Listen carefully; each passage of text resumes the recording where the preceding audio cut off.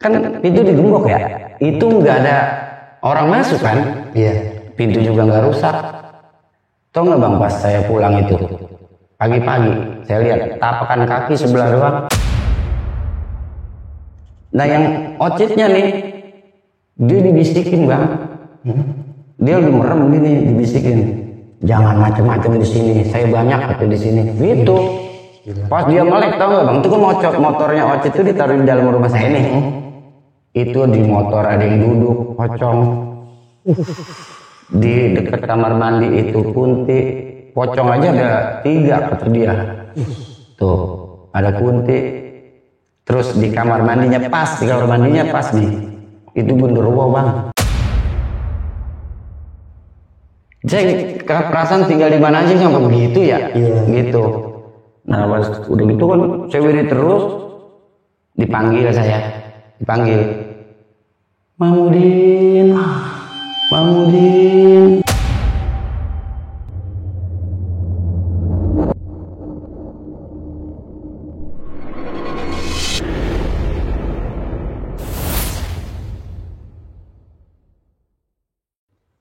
Assalamualaikum warahmatullahi wabarakatuh. Balik lagi bareng gua Ibnu Peter Sidik dalam channel Timur Misteri. Apa kabar teman-teman semua? Semoga senantiasa kita semua selalu diberikan kesehatan, diberikan kemudahan rezeki, serta diberikan kemudahan dalam segala urusan-urusan kita. Gue juga mau mengucapkan selamat menunaikan ibadah puasa nih buat teman-teman semua yang menjalankan ibadah puasa. Semoga amal ibadah kita di bulan puasa ini diterima oleh Allah Subhanahu wa Ta'ala. Nah, di kesempatan kali ini masih sama seperti video sebelumnya. Di samping gue sudah ada narasumber yang akan menceritakan pengalaman misterinya untuk kita semua. Dan ini eksklusif narasumber. Narasumber gue akan menceritakan pengalamannya ketika menempati rumah angker. Yang mana rumah itu dihinggapi sama sosok-sosok dari zaman bahala lah. Untuk lebih detailnya nanti biar narasumber gue aja lah menceritakan cerita lebih detailnya seperti apa. Siapa kan narasumbernya? Di samping gue sudah ada Ustadz Mahmudin. Apa kabar Ustadz? Assalamualaikum. Waalaikumsalam. Sebelumnya terima kasih Ustadz udah mau hadir di Timur Misteri ini perdana. Dan insya Allah nanti ada lagi nih Ustadz. Ini perdana saya ngundang tokoh agama lah Pak Ustadz hadir di Timur Misteri buat berbagi pengalaman versi Pak Ustadz nih. Kan orang-orang mikir mungkin kalau Pak Ustadz ini nggak ada kejadian horor gitu. Nah, ternyata ada nih seorang ada pernah ngalamin kejadian horor. Oke Ustadz Mahmudin, kita langsung ke intinya aja nih. Tadi kita sempat ngobrol di depan kalau Pak Ustadz ini nyeritain pengalaman Ustadz ketika tinggal di rumah Pak Ustadz ya. Yang katanya ini horor parah nih. Ini satu kejadian nih Ustadz, bisa diceritain nggak? Kejadian apa Ustadz? Kalau kejadian yang paling bikin saya itu shock banget ya, itu maghrib gerimis kita mau keluar nih, mau ke warung ceritanya, buka pintu, begitu buka pintu jogrok di depan saya tuh ular gede banget, ular cuman palanya itu aki-aki, jenggotnya panjang gini, putih, ininya putih rambutnya, acak-acakan itu putih, ini putih.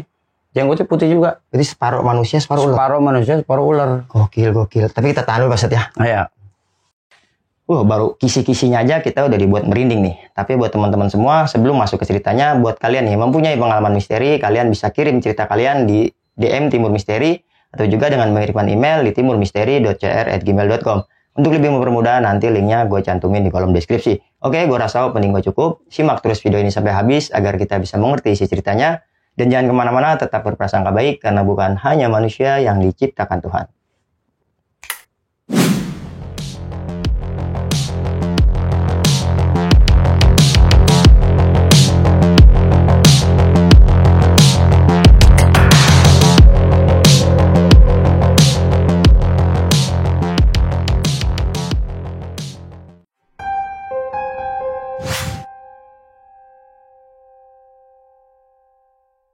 Jadi awal ceritanya ini tahun 2007. Oke. Nah 2007 itu kan saya nikah nih sama yang sekarang jadi istri saya nih. Dari awal 2007 itu seminggu habis nikah, nah mulai tuh istri saya itu punya penyakit. Nah, sakitnya itu dia di sini nih kelenjar nih. Sini ada 3 kelenjar getah bening gitu. Iya, di sini 3. Jadi 6 nih. Di leher tuh ada 6. Nambah lagi itu sakitnya di sini nih. Ada plek gitu. Ternyata ada plek. Nah, kita kan berobat udah kemana aja tuh. Sampai dulu kan kita kan jadi security dulu ya, security klaster. Sampai duit itu kita belum gajian tuh kita ambil duluan buat berobat itu. Kasbon. Sampai kasbon duluan. Sampai 2 bulan belum gajian tuh kita ambil duitnya. Iya. Nah kita kan di samping itu ngajak pramuka juga waktu itu. Nah setelah seminggu habis nikah, nggak lama kemudian sakitnya itu kan tambah parah nih. Kita udah berobat ke sono, sampai ke rumah sakit, ke klinik, sampai ke ustadz, tetap nggak berubah-berubah juga gitu. Dan itu berlangsung sampai kalau nggak salah 2 tahun. 2 tahun. Oke. Nah kita pencarian untuk obat istri saya itu selama 2 tahun itu, ketemulah saya nih sama anak murid pramuka saya. Dia bilang, "Kak, gimana kalau ke sono aja, ke rumah ustadz sono yang di Lampiri," kata dia. Oke. Akhirnya saya coba ke sono. Sampai di sono tuh kita ketemu sama ustadznya, salaman nih. Begitu baru salaman, ustadznya langsung bilang gini, "Bang, ini ya yang sakit ya? Belum punya anak? Udah lama?" Gitu. "Iya Ustadz, di perutnya ada telapakan gede, hitam, berbulu." Begitu. Lah kan kita kaget ya. Iya. Lah kok kan dia penyakitnya kelenjar, kok bisa ada di perutnya itu tangan gede berbulu. Iya. Nah dari situ kan akhirnya diobatin tuh, singkat cerita diobatin sama Pak Ustadz itu. Nah di situ hilang tuh, yang berbulu itu hilang. Nah tapi yang kelenjar tuh masih, kelenjar sama yang plek itu, sampai dia nguleg cabai aja nggak kuat, saya nguleg tuh. Iya. Nah dari situ itu saya kan terus pencarian ya, itu nggak punya anak itu, belum punya anak, 2 tahun itu nggak punya anak itu. Dan saya bingung kan, sakit apaan gitu kok nggak punya anak, salah apa saya gitu. Nah akhirnya saya kenal juga sama Ustadz, sekarang udah almarhum ya, Ustadz dari Jatiwaringin. Nah saya kenal karena dia kan sering ngobatin orang yang di tempat saya jaga nih. Oh iya, pasiennya. Iya, iseng-iseng saya ngobrol. Nah cuman mungkin dia ngelihat kali ya, namanya orang begitu ya, orang spiritual. Saya suruh main ke rumahnya, bawa istrinya kayak gitu. Nah singkat cerita saya main ke sono, saya ikut wiridan setiap malam Kamis. Nah udah sebulan 2 bulan di situ, ada kedatangan itu tamu dari Bandung kalau nggak salah nih. Dia berobat nih, istrinya anak sama lakinya, anaknya 1, anak umur 5 tahunan anaknya. Anaknya umur 5 tahunan. Nah di situ pas abis zikiran itu saya kan nanya nih sama bininya Ustadz. Dia yang bininya Ustadz itu yang terawangannya tajam gitu. Saya tanya, "Bu Haji, ini istri saya udah 2 tahun ini belum hamil kenapa ya?" Gitu kan. Nah kata bininya Ustadz itu, dipanggil tuh yang bocah umur 5 tahun tuh. "Neng sini Neng," katanya. "Coba lihat dah tante ini di perutnya ada apaan." Gitu. Itu bocah ternyata ini Bang kayak indigo. Oh bisa ngelihat. Bisa ngelihat dia. Terus apa kata bocah itu? Di perutnya tante itu ada ular, kepalanya 2 hitam. Ular Bang. Oh, buset, kan saya tambah. Iya. Aja ya. Ini gimana sih nih? Kemarin tangan berbulu, sekarang gua ada ular. Jadi kenapa nggak hamil itu? Jadi apa sih? Kita berhubungan nih, sperma itu dimakanin sama dia itu. Oke. Kayak gitu. Nah dari situ kan kita ini dah minta diinin sama Pak Haji. Ikhtiar lah ya. Ikhtiar sama Pak Haji, terus kita ngikutin dia. Nah pas udah lagi masa kayak begitu tuh, saya kan bingung ya, udah kemana aja tapi kok masih begini-gini juga. Gregetan kan kita kan. Iya. Gregetan juga. Nah akhirnya mungkin pindah rumah kali nih gitu. Nah saya bilang sama mertua mau ngontrak, cuman nggak boleh, nggak dibolehin aja. Jadi saya nih berobat di 2 ustadz nih, yang di Lampiri sama Jatiwaringin. Kadang-kadang ke Lampiri, kadang-kadang Jatiwaringin. Iya. Nah suatu hari yang di Lampiri ini saya datang ke sana tuh, dia bilang ini nambah lagi nih malah. Tambah banyak. Kan datang nih, saya datang nih. Nggak lama itu gurunya dia nelpon. Gurunya Ustadz nih, si Abah namanya, nelpon itu mau ngajak tahlilan. Itu kata Abahnya, kamu lagi ada tamu ya? Itu banyak binatangnya bawaannya. Ada kalajengking, gede-gede kalajengking bang, hitam. Dan itu saya pernah dimimpiin kalajengking itu nantilah ceritanya itu ya. Itu saya pernah dan nanti saya ketahuan gitu ya penyebabnya. Kalajengking ada, ular ada. Tuh kata Ustadz kata Abahnya, gurunya Ustadz itu. Nah akhirnya kan diobatin lagi kan, terus kita berobat jatuh waringin sama yang dilampiri. Terus lama-lama kan kok nggak ini ya, masih nggak berubah-berubah gitu, belum ada tanda-tanda mau hamil apa gitu kan. Nah pas udah gitu kan saya nggak mau ngontrak karena nggak boleh mertua. Saya punya tanah nih 30 meter. Lalu saya kumpulin duit tuh. Ada duit berapa ratus, saya beliin hebel. Ada duit lagi, iya dikit-dikit. Ada duit lagi beliin semen, ada duit lagi beliin kayu gitu. Nah itu yang ngerjain abang saya. Jadi abang saya ini rumah nih. Ini rumah yang mau dibangun nih. Ini rumah abang saya nih. Nah di sini kebun nih bang, kebun ada 5 hektar tuh. Di sini tembok rumah jenderal polisi. Nah ini kebun juga, rumah jenderalnya di sini. Jadi halaman rumah jenderal itu gede. Gede, tembok tinggi itu mah kebun juga. Nah di sini kebun bambu nih, rimbun kebun bambunya. Nah mipil tuh, akhirnya jadi juga tuh rumah. Jadi rumah, bilang sama mertua kita mau pindah, baru boleh. Karena punya rumah sendiri, nggak ngontrak kan.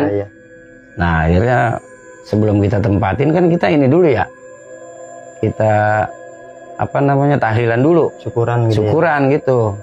Nah lagi tahlilan begitu bang, tiba-tiba mertua saya pulang, tiba-tiba mana bapak mana kan dia pulang duluan, emang apa pulang duluan gitu, orang tahlilan belum kelar.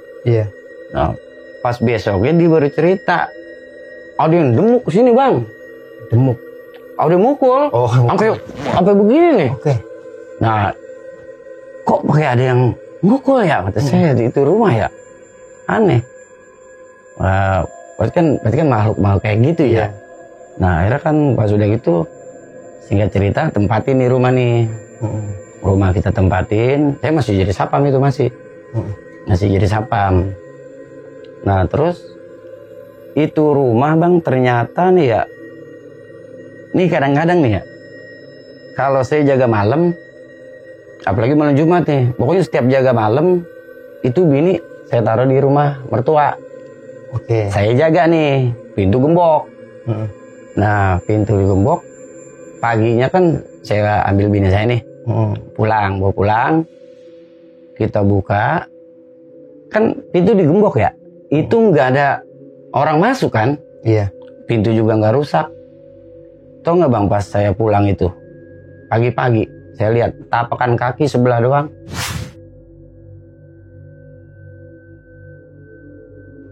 Kayak nginjek becekan, padahal itu nggak hujan. Sebelah doang, sebelah kanan. Dari dapur ke pintu keluar. Berarti kalau logikanya orang jinjit. Nah iya begitu. Sebelah doang, tapi saya sedengin nih. Panjang bang, kakinya nih. Gini nih. Bukan normal, nggak idealnya kaki manusia. Itu lebih panjang dia, jari-jarinya juga panjang. Saya bingung ini, begini ya. Nah saya telepon itu Ustadz yang di Jatiwaringin, saya telepon, ini kenapa Tad punya begini ya gitu. Akhirnya kan yaudah besok gua ke rumah lu gitu. Nah pas besoknya dia ke rumah nih, kami Johor.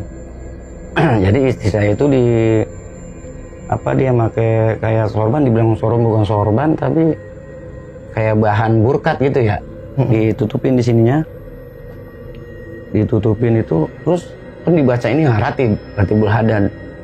Biasanya dia pakai Ratibul Hadad kan. Nah pas udah lagi dibaca gitu bang, bini saya begini bang, berat nih, ada yang keluar dari sini bang, merah. Bus keluar, kaget saya kan. Itu di situ ada anak buah saya tuh, anak buah pembina pramuka nih. Ada 3 orang di situ, ngeliat semua bang. Sosok merah itu? Iya, yang merah itu melesat itu dari sini, bus lah. Oke. Habis dari itu baru bini saya tuh muntah kan, muntah. Nah, terus nongol nih, yang ininya nih makhluk itu nongol. Nah, tapi sebelum nongol anak buahnya dulu, gitu bang. Masih krocok-krocoknya? Krocok-krocoknya, yang biangnya belum. Ternyata itu rumah bang serem bener. Jangankan malam ya, jangankan siang. Ini siang nih, mau maghrib lah, habis asar ya. Kita kan tidur di kasur nih ya. Tidur di kasur. Lah kasur diinjot-injot bang. Saya kayak begini-begini nih. Lah kok ini kasur begini ya? Injot-injot. Itu di situ bocah kecil banyak bang. Main di kasur itu? Iya. Ini kalau malam nih ya. Kalau malam itu bocah kecil kayak main petak umpet. Ayo, ngomongnya gak jelas bang. Iya. Ngomong gak jelas kan. Saya bentak kan dari dalam. Woi, berisik banget sih, gitu. Jangan main di situ, gitu. Nah, terus diam sebentar tuh. Begitu lagi bang, kayak orang kayak lagi ngumpet gitu, gimana sih? Bocah lagi ngumpet nih di depan rumah saya. Iya, aktivitas anak-anak lah ya. Iya, nah kan saya kagetin kan, saya buka pintu. Wow, kagak ada orang. Tuh, itu rumah tuh, bocah kecil banyak. Suatu hari malam-malam nih. Saya lagi libur jaga malam, saya jaga siang. Teman saya ajak nih 2 orang. Namanya Ocit sama Pandu namanya. Saya ajak nginep dia. Dia tidur di bawah, saya di kasur bini saya. Nah pas udah nginep dia tuh ternyata nggak bisa tidur. Nggak bisa tidur ya. Yang satu nih, dia kan pakai kalung nih. Kalung apa yang putih itu? Si Ocit atau si Pandu nih? Si Pandu nih. Pandu. Yang pakai kalung putih. Ini dia tarik-tarik bang, kalungnya tarik-tarik. Nah yang Ocitnya nih, dia dibisikin bang. Dia lagi merem begini, dibisikin. Jangan macam-macam di sini, saya banyak kata di sini. Gitu. Pas dia melek tau nggak bang, itu kan motornya Ocit itu ditaruh di dalam rumah saya nih. Itu di motor ada yang duduk, pocong. Di dekat kamar mandi itu kunti, pocong aja ada 3 kata dia. Tuh, ada kunti. Terus di kamar mandinya pas nih. Itu genderuwo bang. Itu banyak banget. Banyak banget itu rumah. Nah, pas itu kan dia pagi-pagi baru cerita itu. Saya nggak bisa tidur pak, katanya. Lah, emang apa? Nah, baru dia cerita tuh kayak begitu. Iya.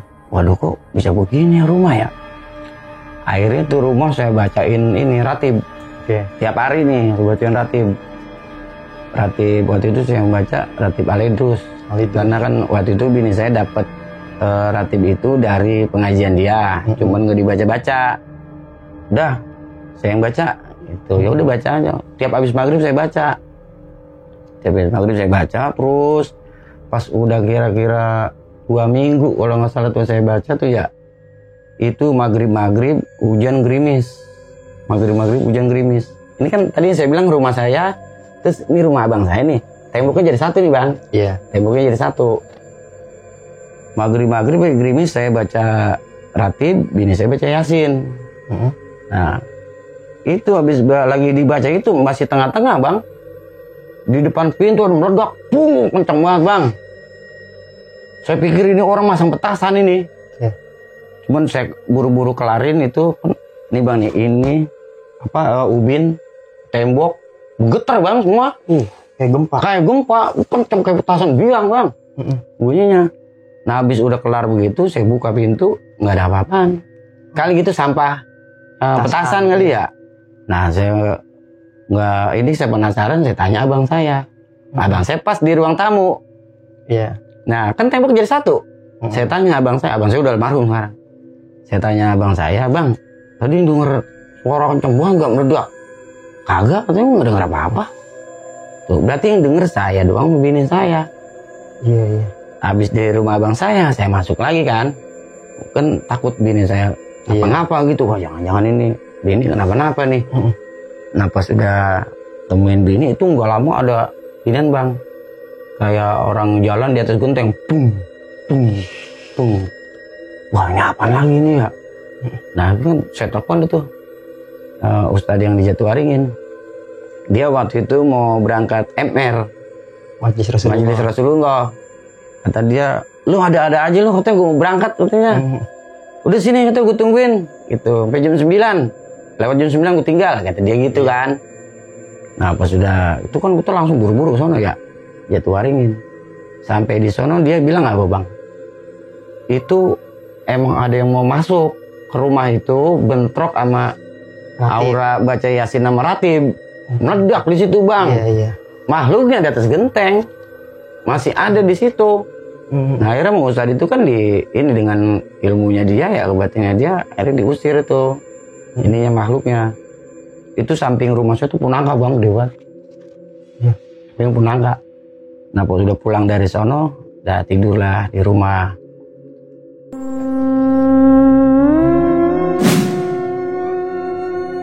Ya suatu hari jaga malam lagi nih, jaga malam. Ini biasa kan saya ungsiin ke rumah mertua. Nah habis diungsiin ke rumah mertua, paginya kita bawa lagi pulang. Berantakan semua bang itu bang. Apa? Yang di lemari, yang di kamar mandi, itu jemuran di kamar mandi, sama yang di lemari pada nyangkut di tembok. Jadi temboknya belum di plester gini bang, masih batako ya. Iya. Batako itu pada nyangkut bang, anehnya pada nyangkut. Pakaian? Iya pakaian pada nyangkut. Iya. Padahal nggak ada paku, nggak ada apa. Pada nyangkut. Duit kagak hilang.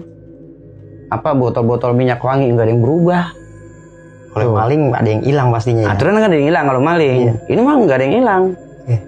Nah itu kan cerita rumah saya serem itu kan kedengeran sampai ke mertua. Akhirnya tuh ada dulu udah almarhumah juga, emaknya Tiwi. Tiwi ini siapa nih? Tiwi itu tetangga mertua saya. Oke. Emaknya dia sama mertua saya, sama saudara mertua saya, dia pulang dari mana gitu ya, mampir ke situ.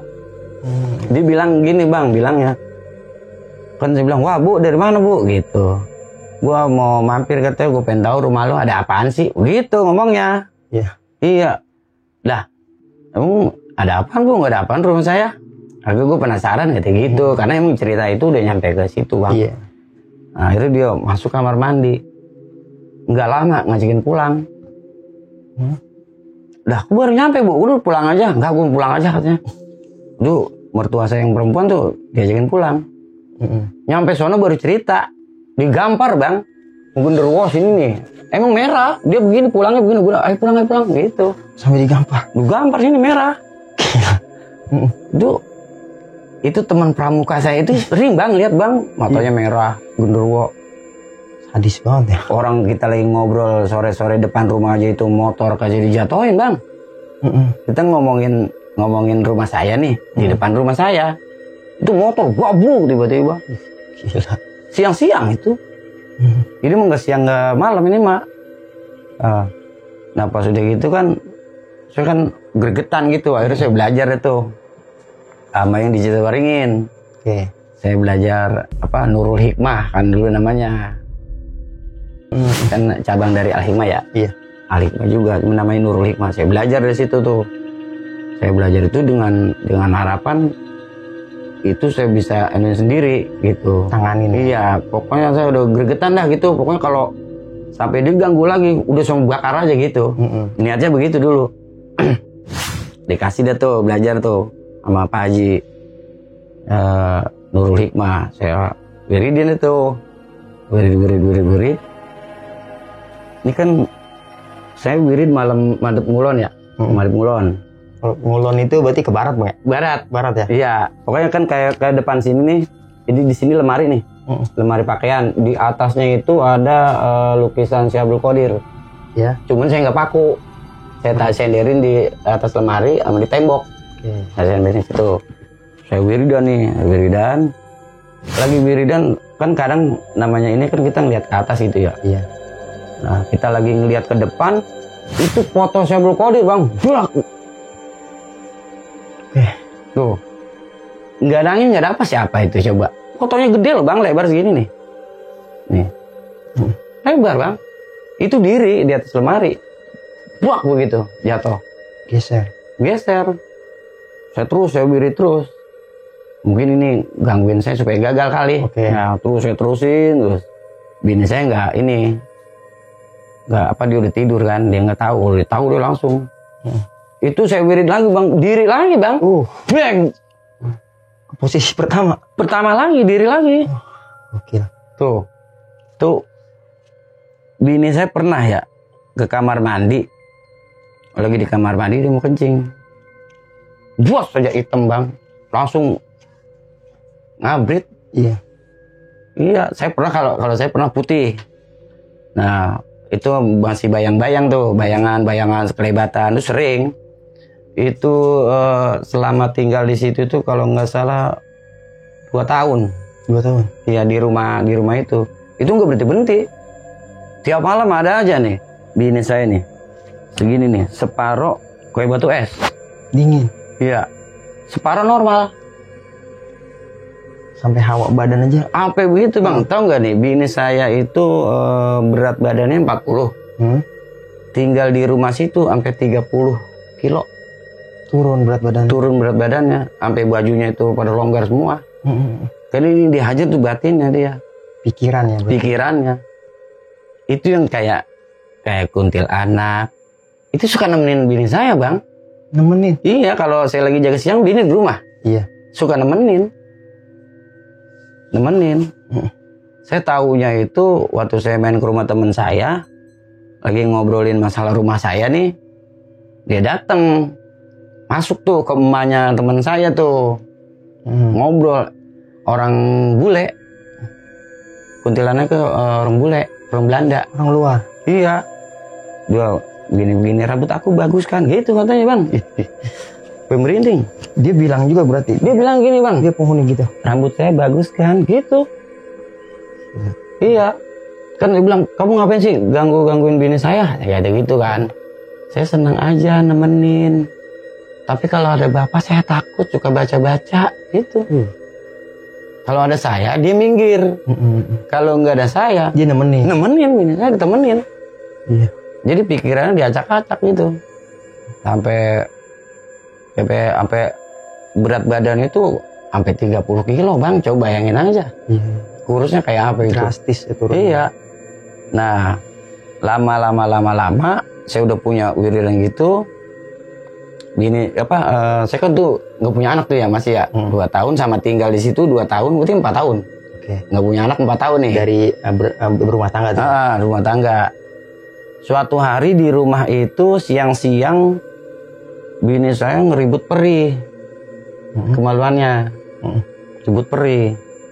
Bilang perih kenapa sih? Nggak tahu, katanya perih banget gitu. Akhirnya kan diliatin sama dia pakai kaca tuh di kamar mandi. Kaget dia kan langsung. Nah itu saya dikasih tahu. Akhirnya saya lihat tuh kan ada kayak garis kayak disilet di dalamnya bang. Di dalam kemaluannya kayak disilet. Tiba-tiba. Iya. Nggak ada penyebab. Enggak. Itu kayak disilet. Cuman kalau kita baca ini, begitu banyak ayat kursi misalnya gitu ya, kita baca itu hilang bang. Sakitnya? Iya, sakitnya hilang. Pernah di kamar mandi nih. Ini di depan saya nih, asli. Dia lagi mau jongkok nih, mau buang air kecil. Ini melendung bang sini bang nih, melendung. Kalau ketakutan kan, langsung bilang ke saya, melendung. Saya lihat kan melendung bang, melendung. Terus saya bacain tuh, yang dari Nurul Hikmah itu. Saya bacain pakai minyak wangi kayak gini kan. Saya bacain tuh, habis baca saya tiup. Itu kempes bang. Tuh. Itu jelas bukan medis bang. Bukan medis. Iya. Itu medis, saya namanya udah ke dokter, rumah sakit. Agak mempan bang. Sampai obat yang yang 10 butirnya itu 250.000. 10 butir doang. Nggak mempan. Nggak mempan. Nah pas lama-lama gitu, singkat cerita itu saya tuh rumah kayaknya mau dijual aja nih kata saya. Akhirnya dijual karena belum ada yang beli ya, belum aku ya, karena kan emang masuk gang. Di dalam motor doang, mobil enggak. Akhirnya dikontrakin nih.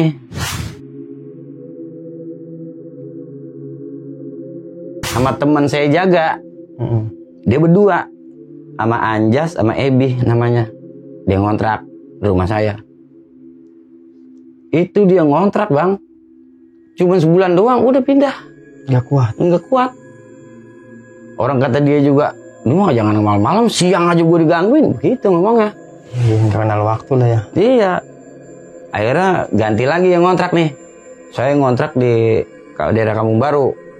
Rumah saya kontrakin sama tukang mainan. Sama tukang mainan itu ya, tukang mainan kok betah-betah aja ya dia. Biasa aja. Saya kan sering main ke situ juga tuh kadang-kadang. Kalau lagi ada dia saya tanya, "Mang, betah Mang?" "Betah," katanya gitu. Karena emang murah waktu itu, saya cuma 250.000 per bulan. Iya, di mana-mana kan 500. Nah, itu kan 250.000 dengan harapan supaya ada yang mau aja. Iya. Supaya rumah itu nggak kosong gitu. Jangan ditinggal gitu kan jadi sarang inian ya. Iya. Akhirnya kalau sama tukang mainan, jadi suatu hari dia cerita nih, tiap malam temenin bang, tiap malam. Dia tidur, ada yang tidur lagi samping dia. Oh, dia sendiri? Iya. Anak bininya di kampung. Pocong nemenin bang. Tiap malam. Gila. Bang, berani aja mang, saya kata gitu. Ya habis gimana, sini doang yang murah katanya gitu. Iya, mau nggak mau. Itu dia pindah-pindahnya itu, rumah itu saya jual. Pindah-pindahnya itu. Nah, sebelum itu rumah dijual itu, ceritanya kan kita mau bersihin, dibersihin kali. Supaya bisa kita tempatin aja, nggak usah dijual gitu kan. Ada dibersihin. Nah, pas mau dibersihin itu sama yang ustadz yang di Lampiri itu ya, syaratnya itu makhluknya itu maunya minyak wangi sama bambu kuning sama kain putih. Syaratnya dia mau dipindahin. Minyaknya nggak tahu namanya, minyaknya apa, lupa saya tuh. Saya cek kan waktu itu di Condet ya. Itu harganya 5 juta bang, minyak itu. Emang buat dia, makanan dia. Khusus itu ya? Khusus makanan dia. Ya? Tau nggak makhluknya apaan bang, itu biangnya? Itu biangnya nih bang. Dia tuh, saya pernah ketemu sekali. Lagi buka pintu, habis maghrib nih, gerimis, buka pintu mau keluar. Di depan bang, di depan muka saya nih. Itu ular bang, ular. Mukanya orang bang, aki-aki. Jenggot segini. Ini putih, rambutnya, jenggot putih. Ular, dia banget.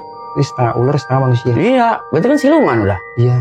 Karena ada dia di situ. Dia tempat dia ternyata di depan rumah. Sarangnya. Iya, sarangnya di pas di depan rumah. Jadi karena ada biangnya yang kecil-kecil pada di situ. Iya, jadi daya tarik. Iya, genderuwo, kuntilanak, pocong, bocah kecil di situ. Semua ngumpul di situ. Nah, dipindahin maunya begitu itu tadi syaratnya, minyak wangi, bambu kuning ya, sama kain putih. Itu 3 itu maunya syaratnya. Cuman waktu itu kan duit dari mana saya beli minyak wangi itu? Iya. Dulu ngapain yang zikirnya? Biayanya besar lah ya. Iya, biayanya besar lagi loh. Saya pusing kan. Akhirnya itu rumah udah 3 orang bang, 3 orang pinter, bukan dukun ya, ustad.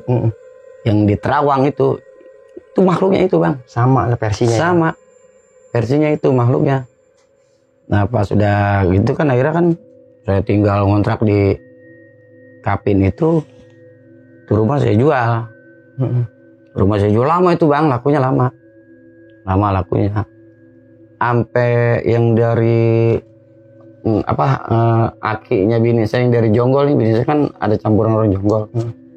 Datang ke situ mau mindahin bang, nggak nyanggup juga.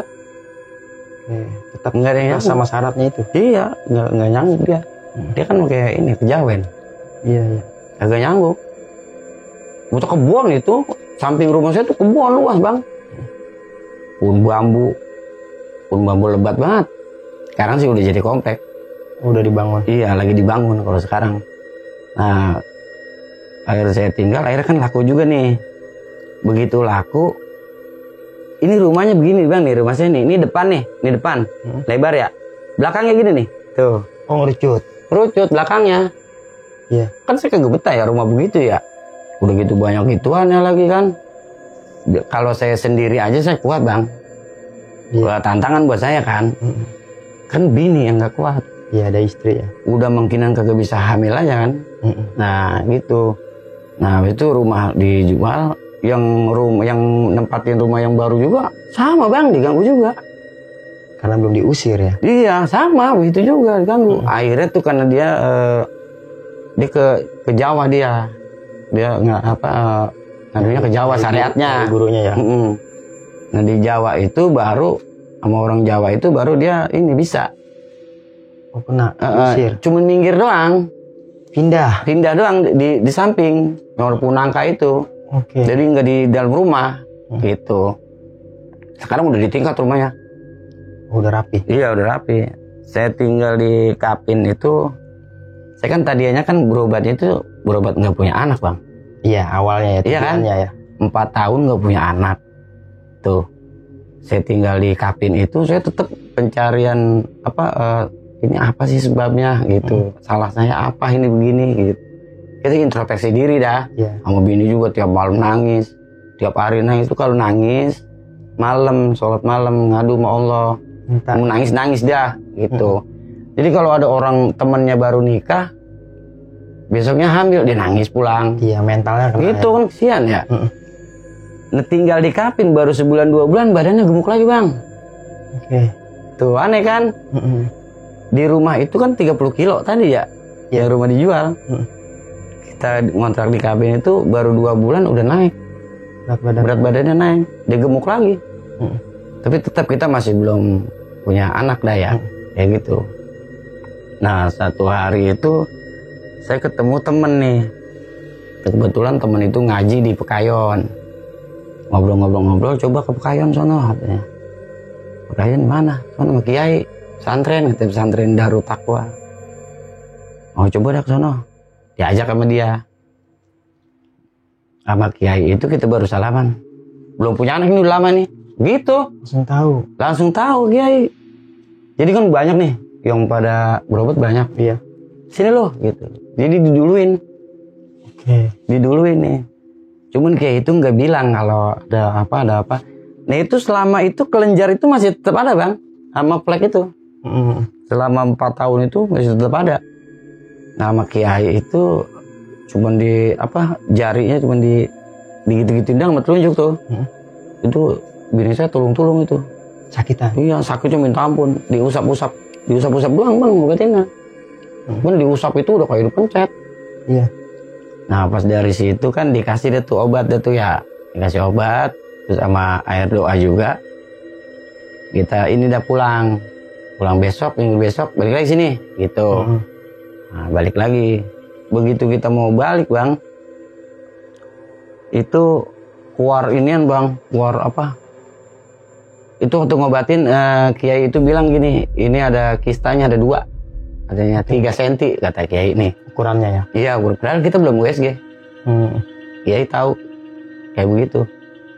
Saya kan nggak percaya ya, masa sih ada kistanya ada 2 gitu. Itu keluar segini bang nih. Waktu minggu depan suruh balik lagi kan kita balik nih ya siang ya habis Johor. Keluar nih bang segini nih. Dia bilang gini. Nah perutnya kan ada enakan. Datang dah nyampe ke rumah Kiai. Sampai ke rumah Kiai ini udah bagus nih kondisinya gitu. Terus kita cerita tadi keluar Kiai segini-gini. Alhamdulillah kalau keluar mah masih ada tuh lagi gitu. Begitu kita dari rumah Kiai nyampe rumah nih kontrakan nih. Keluar lagi bang. Satunya. Dia bilang gini, coba waktu kalau kita ke dokter nih ya, itu udah berapa duit? Iya, ngeluarin kistanya itu iya. Operasi ya. Kita ke Kiai aja dibilang dikasih obat nih, bawa obat, ada duit lu bayar, nggak ada duit, nggak usah. Tuh Kiai bilang begitu. Nah, singkat cerita, nggak lama hamil, istri saya hamil nih, hamil, dan saya juga sempat kuliah juga waktu itu. Nggak kerja saya karena fokus dengan istri kan. Kerja enggak, saya kuliah, istri hamil. Pas udah lahiran nih anak saya nih, kira-kira anak saya umur 8 bulan, dia kan nggak pernah sakit nih, anak saya yang pertama nih, nggak pernah sakit. Enggak. Begitu 8 bulan dia udah merambat ke tembok nih, udah mulai bisa diri gitu ya. Sakit bang, panas tiba-tiba. Nggak tanggung-tanggung langsung setip. Panasnya tinggi banget bro. Panasnya tinggi, stip. Akhirnya kan kita bawa ke RSUD Bekasi. Nah dari RSUD kan seminggu tuh, otomatis rumah kan kosong. Iya. Rumah kontrakan. Nah kata guru itu, kata Pak Ustadz, sebelum ditempatin rumah itu kan seminggu ditinggal, diwiridin dulu gitu, dibersihin gitu istilahnya ya. Nah saya dikasih deh tuh wiridannya, dibersihin. Nah saya wiridin tuh sendiri. Bini saya masih di ini, saya ungsiin ke rumah mpok saya di Gaperi. Nah sebelum dia nyampe ke kontrakan, saya wirid. Itu bang topi ini ya, topi di depan saya nih. Topi itu topi pramuka bang. Iya. Iya kan saya masih ngajar pramuka. Topi itu di depan saya, samping kiri. Saya wirid nih. Saya wirid. Lihat bersihin kan ada air sini kan suruh pakai air kan. Itu topi bang, buak aja. Oke. Terbalik topinya bang. Topinya terbalik. Astagfirullah, kaget kan. Cuman merinding mah udah. Wah ini udah ketebal nih. Iya. Tebal nih. Terus saya wiridin. Saya wirid terus. Nggak lama tuh bang, kayak kebo jatuh samping saya. Puh. Tuh. Saya perasaan tinggal di mana aja ngapa begitu ya? Iya. Gitu. Nah pas udah gitu kan saya wirid terus. Dipanggil saya. Mahmudin. Bang suaranya bang, perempuan. Dipanggil saya. Kan saya berhenti wiridnya ya. Apa yang manggil ya? Terusin lagi wiridnya. Dipanggil lagi. Mahmudin. Pas kayak di kuping banget ini. Mahmudin. Wah. Saya kan ini udah tebal banget nih. Udah merinding terus ya sampai saya cepetin, saya kencengin deh tuh wiridnya, kencengin. Udah selesai, baru airnya saya tiup, baru saya siramin gitu kan. Baru dia tuh aman tuh. Kan biasanya saya cerita sama Ustadz itu ya. Itu emang gangguan supaya zikirnya ini gagal, katanya begitu. Tapi kok begitu banget Ustadz. Udah dipanggil ada kayak kebo jatuh. Gue kan ngajret ya. Iya, itu topi di depan kita. Apa begitu? Balik. Iya, kalau ini kan topi ini misalnya ya. Ini sampai tinggi bang, sampai begitu tuh. Nah kalau cuman geser doang mah, geser doang kali. Wah ini dari kipas angin kali. Iya. Dan ini mau lompat topinya. Lompat. Nah habis dari situ tuh anak baru dah kita bawa ke kontrakan. Udah sembuh dah tuh ceritanya, sembuh. Anak umur kalau nggak salah setahun. Umur setahun nih. Umur setahun saya dapat inian bang. Kan yang waktu lukisan Syekh Abdul Qadir itu kan saya tinggal bang di rumah itu. Kontrakan? Iya, saya kasih ponakan saya di situ. Ponakan saya ambil. Nggak lama saya dapat lagi foto Syekh Abdul Qadir yang ada kacanya bang. Segini bang, semeter kali meter setengah kalau nggak salah. Gede bang. Saya taruh tembok di ruang tamu. Ini di kontrakan nikapin. Iya. Itu tiap hari anak saya bilang ada setan. Ayah, ada setan. Lah di mana? Itu di situ ada setan. Dia nunjuk ini bang, foto Syekh Abdul Qadir. Katanya setan katanya. Nah, pas itu kan bingung kan, tiap hari begitu, nggak bisa tidur. Saya telepon guru yang di Jatiwaringin. Nah, terus kata beliau itu coba bacain Al-Fatihah 100 khusus buat Syekh Abdul Qadir. Kata dia nih. Sulin lah. Iya, harus saya baca malamnya. Saya baca, selesai baca, pas besok-besoknya anak saya nggak ngeliat setan. Dia bilangnya apa bang? Ayah, ada Habib. Di mana? Itu Habib. Di depan pintu. Dia sering lihat Habib depan pintu bang. Iya. Tiap hari itu lihat. Kayak Habib mampir pergi gitu. Iya. Terus saya ini masih ada nggak Habibnya? Udah jalan ke situ gitu. Kata anak saya tuh, anak yang pertama nih. Pas udah ngontrak di situ udah dapat setahun kalau nggak salah, pindah saya.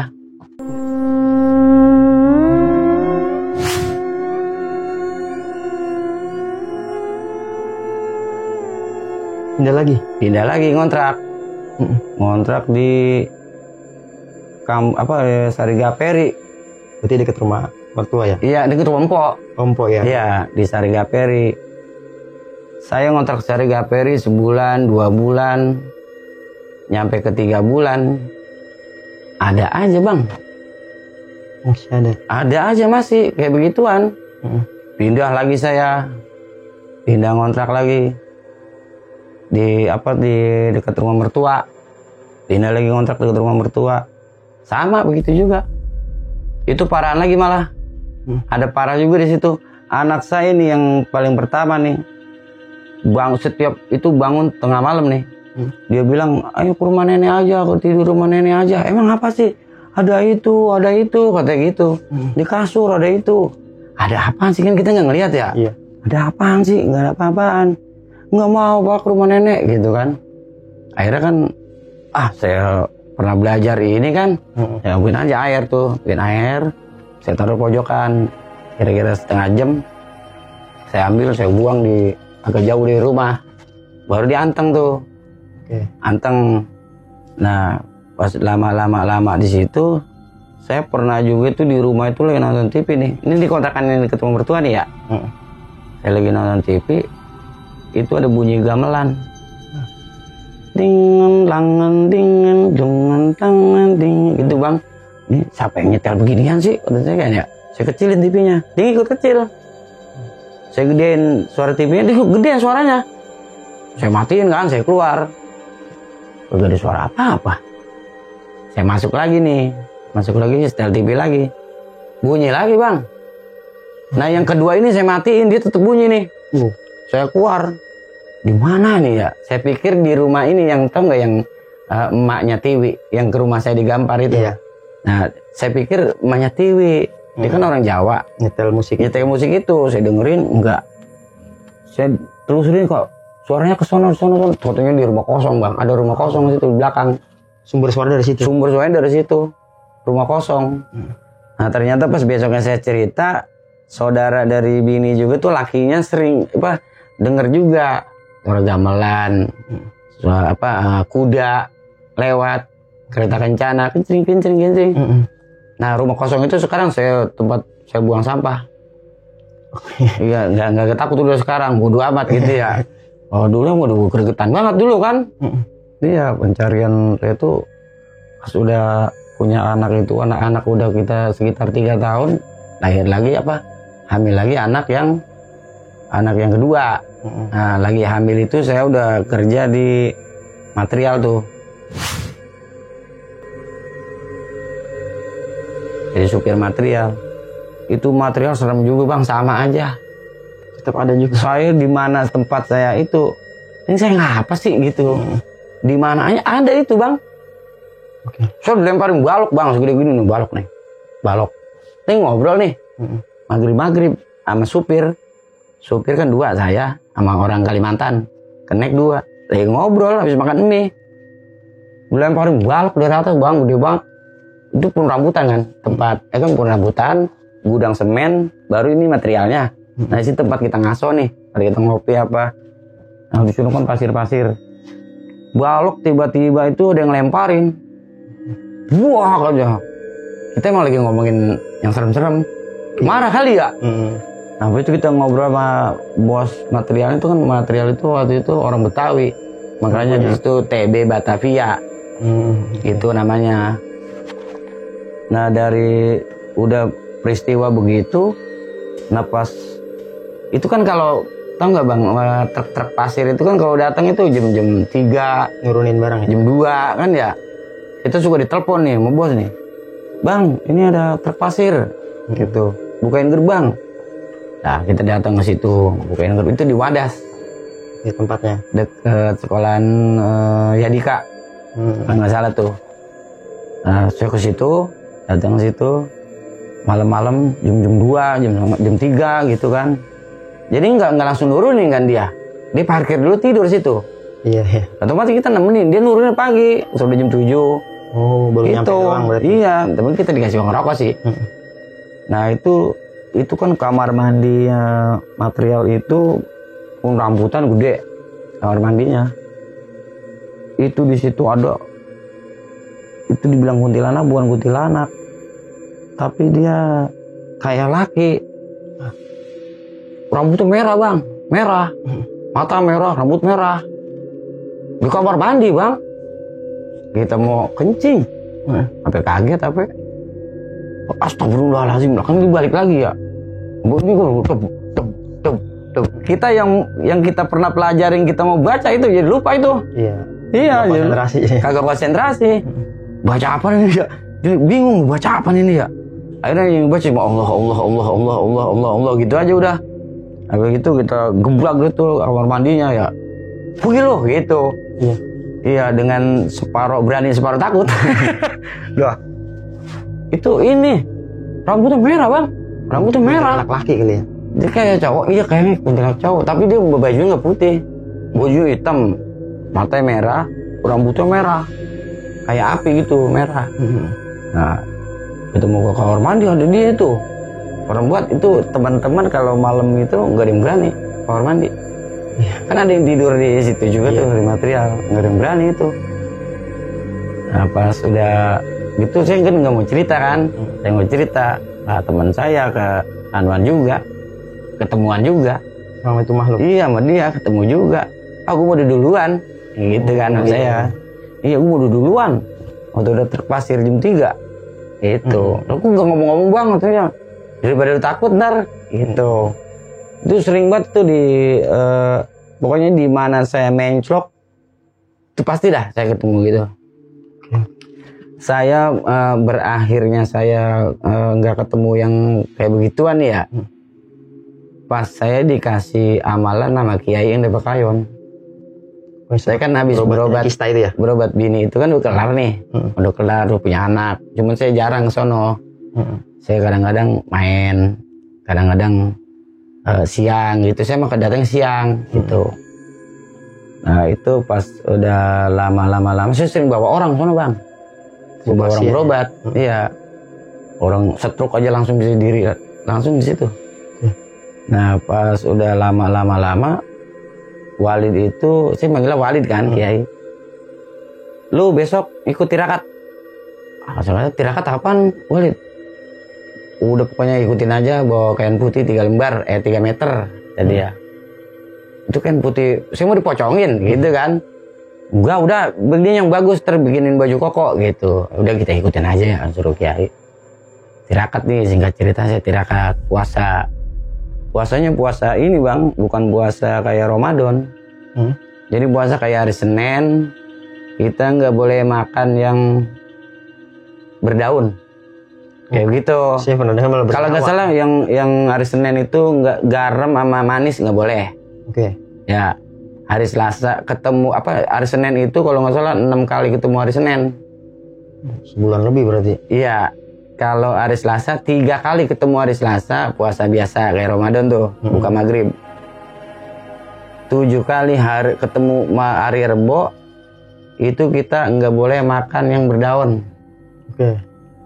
8 kali ketemu hari Kamis nggak boleh makan yang dimasak api. Dimasak pakai api. Berarti mentah. Nah pokoknya jangan dimakan, pokoknya yang dimakan di oven ya. Ya kayak misalkan goreng-gorengan itu masak pakai api kan. Iya. Semua masakan pakai api kan.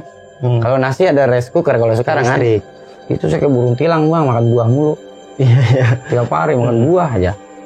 Kalau hari Jumat makan apa aja boleh, minum nggak boleh. Wah itu yang berat kayaknya. Oh, itu berapa kali tuh 7 malam Jumat kalau nggak salah 7 hari Jumat.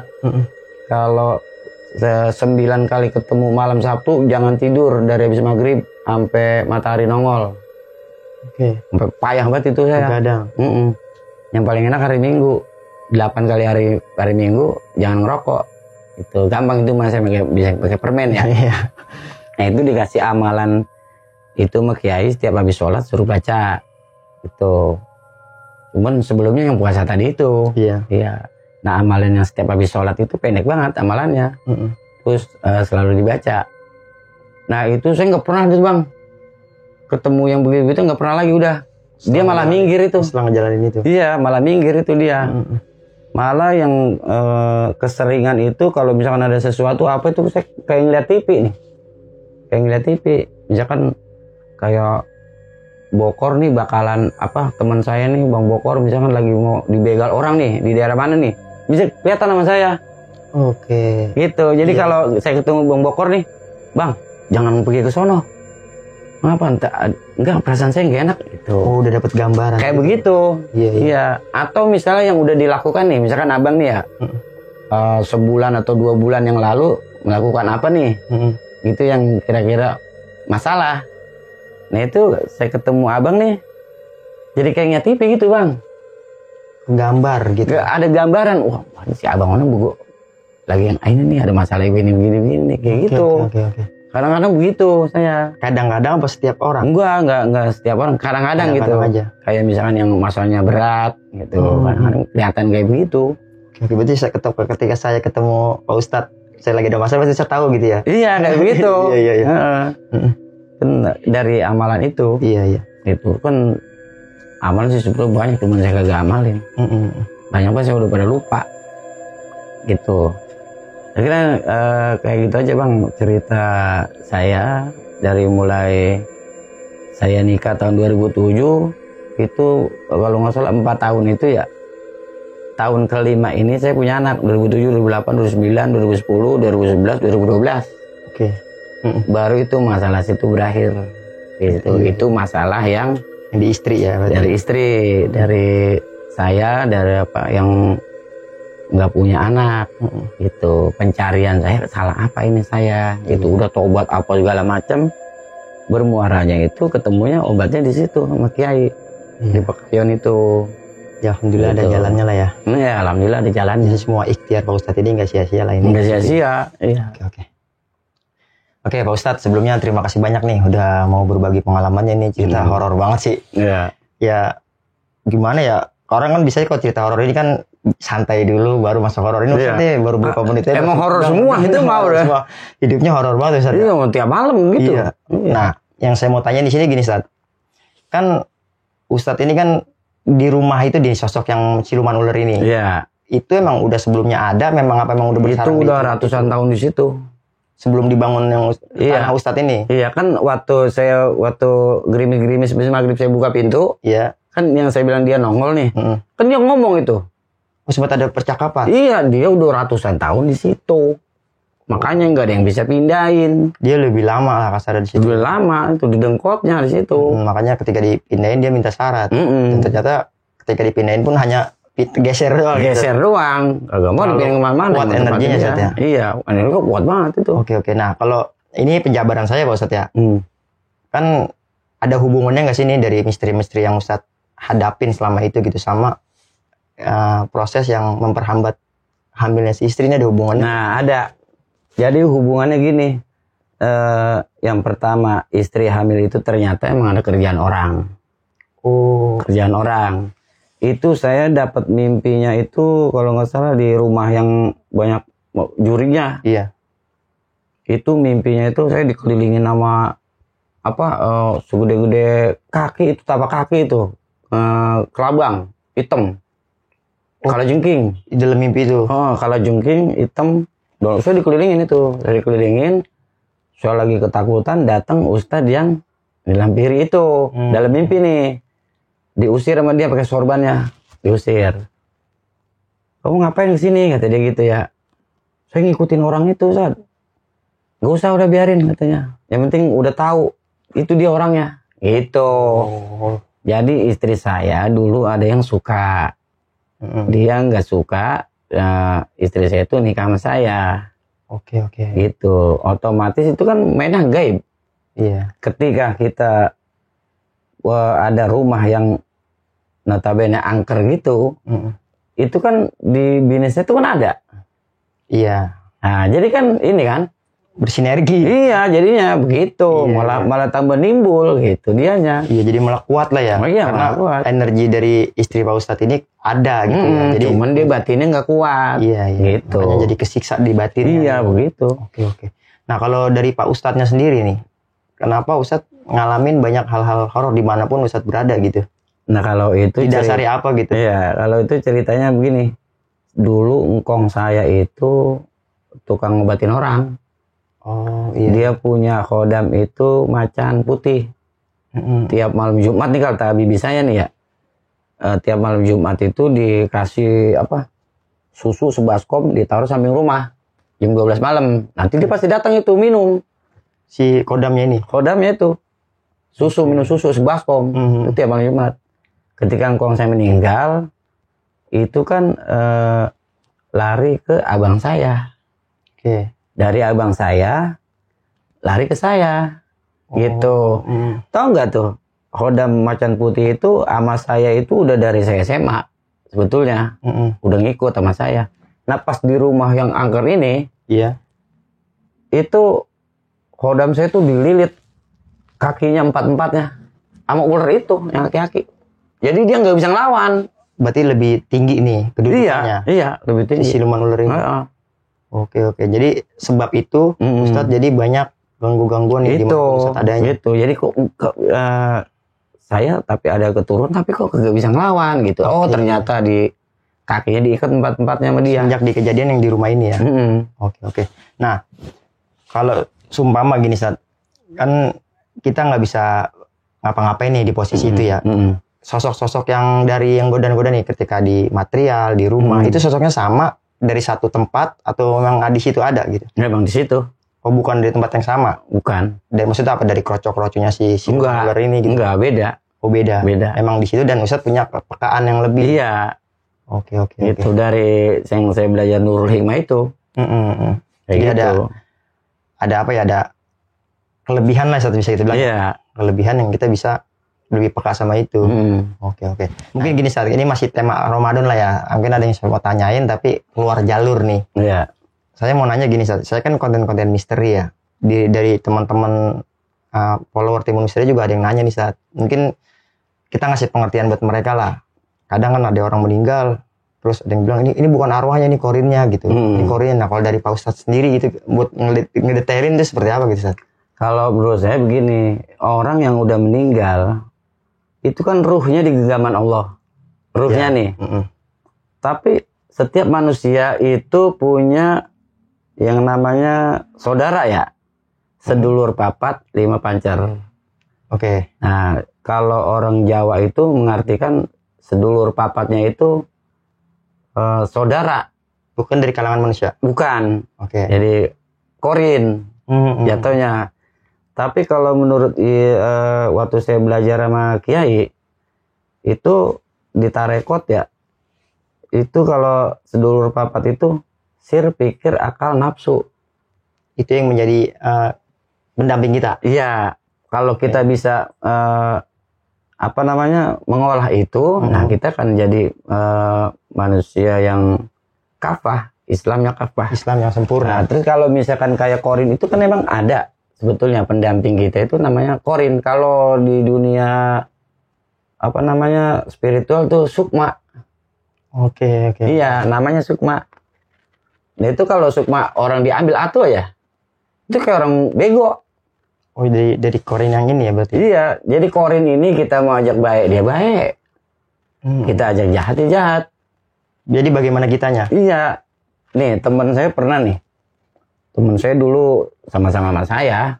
Kalau sekarang makan dia kan udah ceramah sono sini. Dia pernah malam-malam beli rokok nih. Beli rokok jam 2. Kalau nggak salah tuh. Pas dia balik, ada teman saya sekelas nih. Lagi duduk aja gini. Ini pucat. Dia itu narkoba. Iya. Sukanya gitu. Duduk kayak gini. Di pinggir jalan. Ditanya, lu ngapain di sini katanya? Lu pulang sono. Iya. Dia sini nggak ada temennya. Gitu kan. Begitu diem aja dia diem. Nggak ngereaksi. Diem aja. Udah diomel-omelin sama teman saya tuh ya. Suruh pulang. Lalu dia diam aja, teman saya pulang nih. Enggak lama, enggak ada 5 menit. Ada pengumuman innalillahi wa inna ilaihi rajiun. Telah meninggal dunia dari jam 10 malam si Anuh bin saya. Iya. Ternyata sih yang tadi itu dilihat. korinnya itu. Tuh, okay. yang sebetulnya nih korin itu kan jin. Dari kalangan jin. Dari kalangan jin. Jadi emang pendamping manusia. Kita mau ajak baik dia baik. Okay. Dia ajak jahat dia jahat.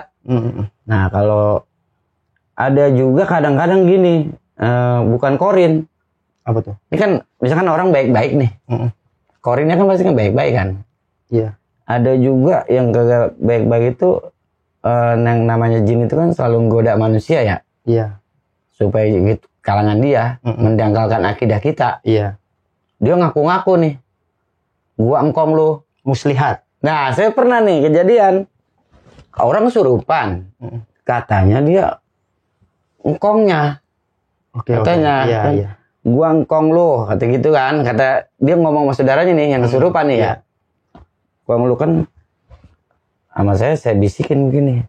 Kalau mau nipu jangan sama saya, sama yang lain boleh. Oke. Ente jin ngaku-ngaku jadi engkongnya.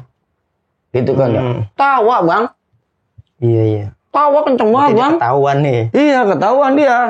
Kan sebelum kita baca syahadat kan asyhadu alla ilaha illallah. Gitu kan. Berarti kalau itu bukan korin kita. Bukan, itu jin ngaku-ngaku. Jin yang memuslihati. Iya. Karena dia tahu nih semasa hidupnya si engkongnya ini. Iya, tahu. Iya. Iya, jadi dia bisa memuslihatkan masuki ke tubuh orang ini. Iya. Ngaku-ngaku. Jadi kita Gitu. juga harus berhati-hati lah, Bang ya. Iya. Ketika kita menghadapi orang yang kesurupan. Berarti intinya kalau saya jabarin masalah korin ini, ya korin ini memang udah berdampingan sama kita. Sama sejak kita. kita lahir sampai kita meninggal. Iya. Nah, bagaimana saat kita belum meninggal? Si korin ini bisa nampakin dirinya nggak? Kita belum meninggal nih kan, rata-rata orang bisa apa tuh ketemu nih, ini almarhum ini ada di sini gitu. Sebenarnya kan itu korinnya. Bagaimana kalau dia kondisinya belum meninggal? Korin ini bisa nampakin nggak? Kalau manusianya belum meninggal nih ya, kalau mau ketemu korinnya ya itu kita apa sih namanya? Kita harus belajarnya itu ribet. Saya kepala saya pengen ngebul. Oh, ada pelajarannya. Ada. Buat melihat korin kita sendiri. Iya. Oke. Itu pelajaran makrifat. Tingkatannya udah ngebul kepala kita. Sekedar melihat. Kita harus kenal diri kita dulu. Diri kita kenal diri kita. Ya baru kita kenal Allah. Nah baru ntar kebuka di situ. Nggak sekedar melihat, bisa berinteraksi. Nggak bisa. Berinteraksi bisa. Bisa. Interaksi sama bisa. Si korin kita ini. Iya, bisa. Oke. Berarti dia lebih mendominasi ketika kita udah meninggal baru dia berani menampakkan diri. Kalau buat kita sendiri ngelihat nggak bisa gitu. Enggak. Kalaupun ada orang yang ada dua nih, misalkan saya pernah nih ya, lagi main di kebun, pas udah mau maghrib, kenapa teman saya berdua nih di kebun itu, pas mau maghrib dia masuk ke ini apa ke rumah. Ruko. Oh iya. Masuk ke ruko di pintu belakang. Kan saya panggil, saya ikut masuk, meninggal aja, kayak gitu kan. Ternyata dalam ruko nggak ada orang, dia hanya masih di kebun. Oh, berarti itu jin nyerupain dia. Oh, itu beda lagi bukan korin tuh ya? Bukan, itu jin nyerupain dia. Nah, di kereta pernah saya, mau nyewa gerbong, mau ke Senen, saya dari Jatinegara nih, saya berdua sama teman nih, berdua sama teman.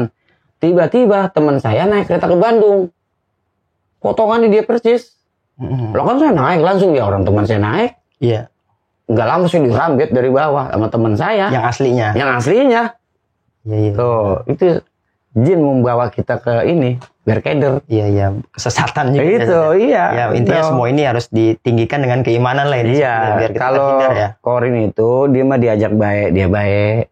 Iya, gitu. iya. Jadi dia ini bagaimana kita? Oke. Kalau siap Ustaz. Sekali lagi terima kasih banyak nih udah berbagi ilmunya dan cerita horornya nih buat saya dan teman-teman Timur Misteri ya. Sehat terus lah buat Ustaz. Puasanya juga lancar buat Ustaz dan keluarga lah, istri juga biar sehat selalu lah Ustaz ya. Oke, buat teman-teman semua, kiranya ini nih yang bisa disampaikan sama Pak Ustaz, dan juga lagi-lagi nih gue mengingatkan apapun yang disampaikan sama Ustaz ini bukan bermaksud buat memberikan hal negatif buat kalian semua, melainkan cerita ataupun pelajaran dari Pak Ustaz ini kita jadikan pelajaran serta pengalaman untuk kita bersama, karena memang hal goib itu ada dengan penemuan yang berbeda-beda. Kiranya itu aja yang bisa gue sampaikan pada kesempatan kali ini. Kurang lebihnya gue mau dibukakan pintu maaf yang seluas-luasnya. Akhir kata, gue Ibnu Fitri Siddiq dan Pak Ustadz pamit undur diri. Wassalamualaikum warahmatullahi wabarakatuh.